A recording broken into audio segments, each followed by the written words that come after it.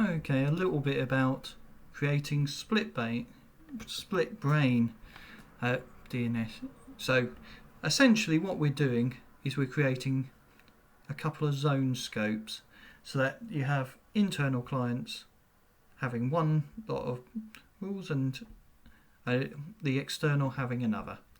So I'm just going to, all of this we will do through PowerShell. So I'm just going to quickly use the add DNS server zone scope, and I'm going to use the zone name, and I'm going to use from here, I'm going to use my Active Directory linked one. So I'm going to use itsupport.net, and then I'm going to give the name, and I'm just going to use it as external.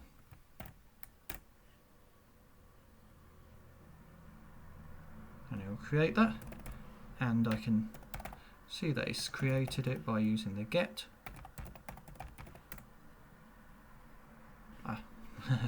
If I remember to put the domain name, the zone name.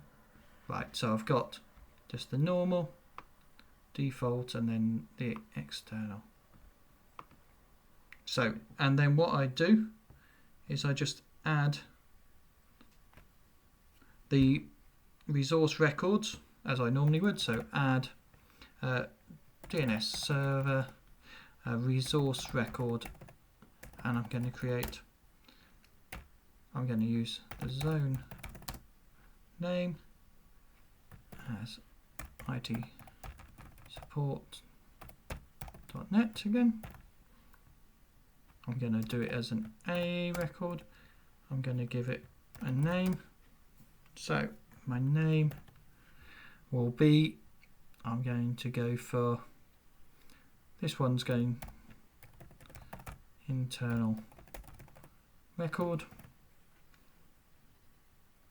and I'm going to give it an IP address.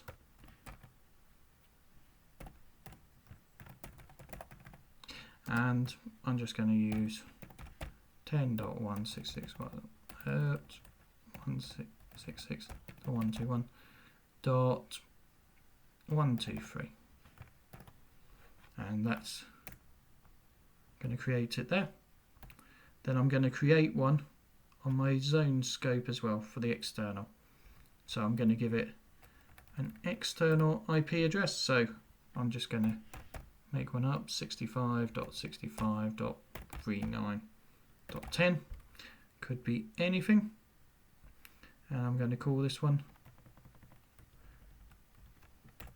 external record. And I'm going to define this time the zone scope. And I'm going to put it as external. Okay. And I'll just refresh, and I've got my internal record here,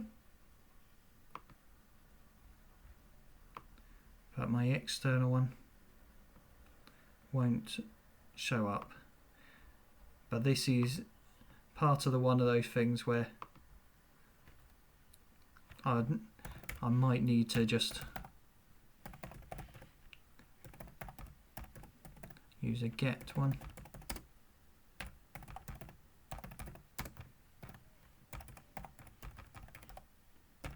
To prove these there.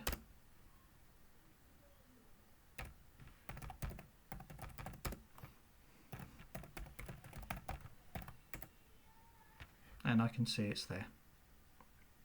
There it is. So it is there, even though it doesn't show up on here. Okay, that's it for split brain DNS.